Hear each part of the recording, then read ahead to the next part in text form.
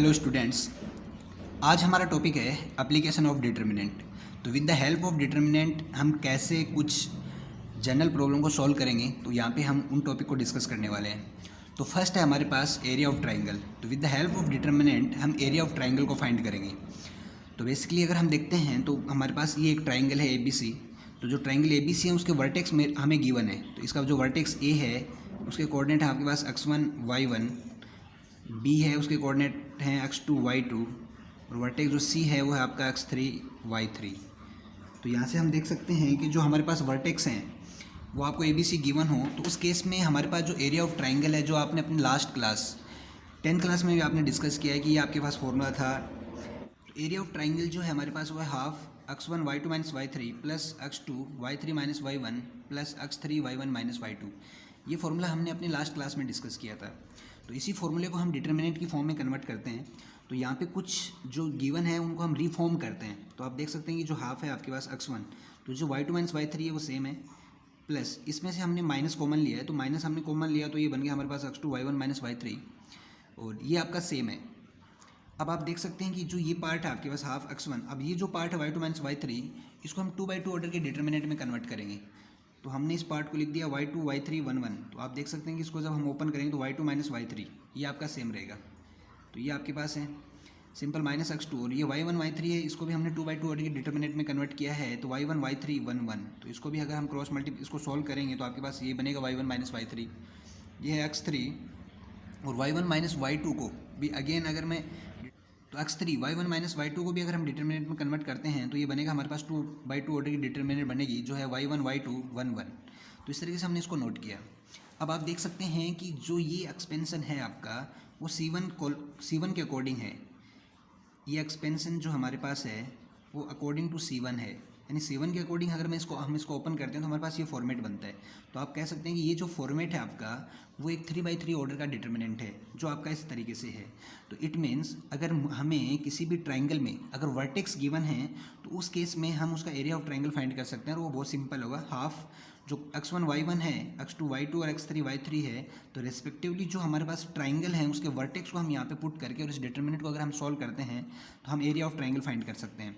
इसके लिए हम एक एग्जांपल कंसीडर करते हैं। एग्जांपल है हमारे पास, find the area of triangle whose vertices are A B and C।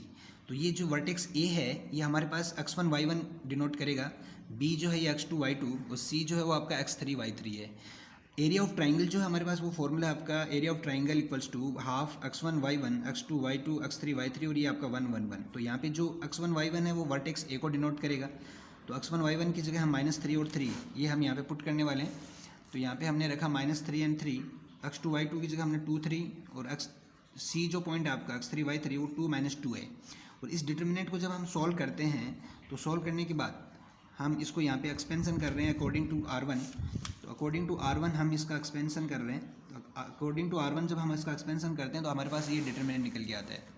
तो आप देख सकते हैं कि -3, और इसको कॉलम और रो को डिलीट करने के बाद आप देखते हैं 3 1 -2 1, ये हमारे पास फॉर्मेट बनता है। और इस तरीके से जब हम इसको एक्सपेंड करते हैं तो एक्सपेंड करते हुए आप देखते हैं कि आपका जो आंसर आता है वो आपका आता है -25/2। और एरिया जो होता है हमारे पास वो ऑलवेज हम पॉजिटिव में कंसिडर करते हैं। तो हमारे पास जो इसका एरिया होगा वो बन जाएगा 25/2 स्क्वायर यूनिट।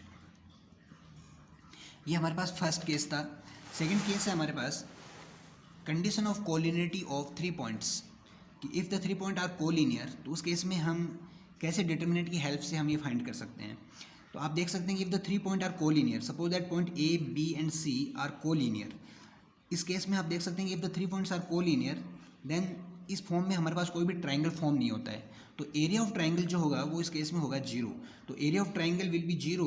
तो इस केस में जो पॉइंट है हमारे पास तो A B C उनको हम डिटर्मिनेंट में फॉर्म में करेंगे तो हमारे पास ये फॉर्मूला है कि एरिया ऑफ जो ट्राइंगल होगा वो हमारे पास 0 है। अब हाफ तो 0 होगा नहीं, तो हमारे पास ये जो डिटर्मिनेंट है वो होगा 0। तो इट मीन्स अगर हम इस डिटर्मिनेंट में वैल्यूज जो वर्टेक्स गिवन है उनको यहाँ पे पुट करते हैं, या जो पॉइंट है उनको यहाँ पे पुट करने के बाद अगर हमारे पास उसका जो रिजल्ट है अगर वो 0 आता है तो it means the 3 points are collinear. ये एक एग्जांपल हम कंसिडर करते हैं कि point A B and C are collinear. तो ये हमें शो करना है। तो पॉइंट A जो है वो B एंड C, तो हम देखेंगे कि इस केस में इसका जो एरिया ऑफ ट्राइंगल है वो हमारे पास 0 होना चाहिए। तो आप देखेंगे x1 y1 1, x2 y2 1, x3 y3 1, तो ये इसका जो डिटर्मिनेंट होगा वो हमारे पास एज ए रिजल्ट 0 होगा। तो हमने इसमें सारे वैल्यूज़ को पुट किया।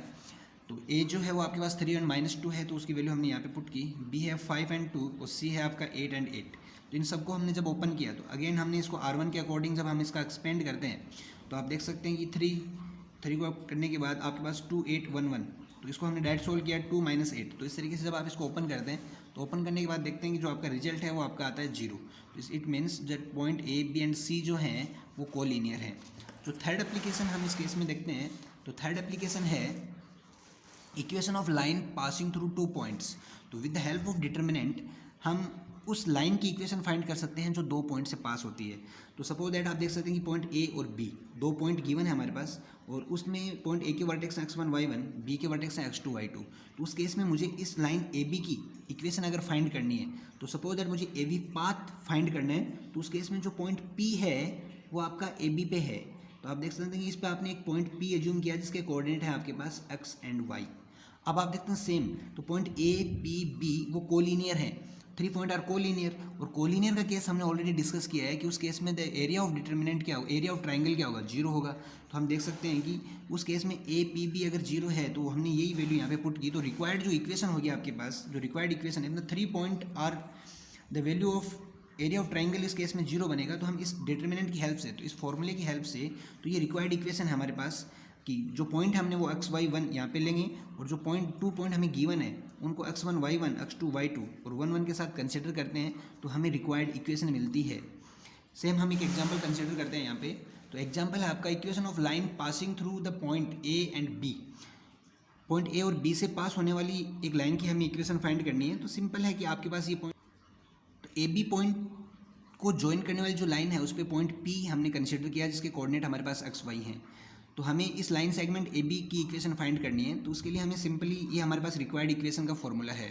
तो x y 1 तो ये हमारा फिक्स रहेगा और a जो है वो आपका यहाँ पे हम पुट करेंगे 3 1 1 और b जो है वो हमारा x2 y2 1 तो वो 9 3 1 यहाँ पे पुट करेंगे। अब अगेन हम इसको अकॉर्डिंग टू R1 हम इसको एक्सपेंड करेंगे। तो अकॉर्डिंग टू R1 जब हम इसको एक्सपेंड करते हैं तो ये पार्ट हो जाएगा हमारे पास x, और जो रिमेनिंग पार्ट है जैसे इसको हमने सोल्व किया, सोल्व करने के बाद आप देखते हैं कि आपकी जो रिक्वायर्ड इक्वेशन है वो है x - 3y = 0।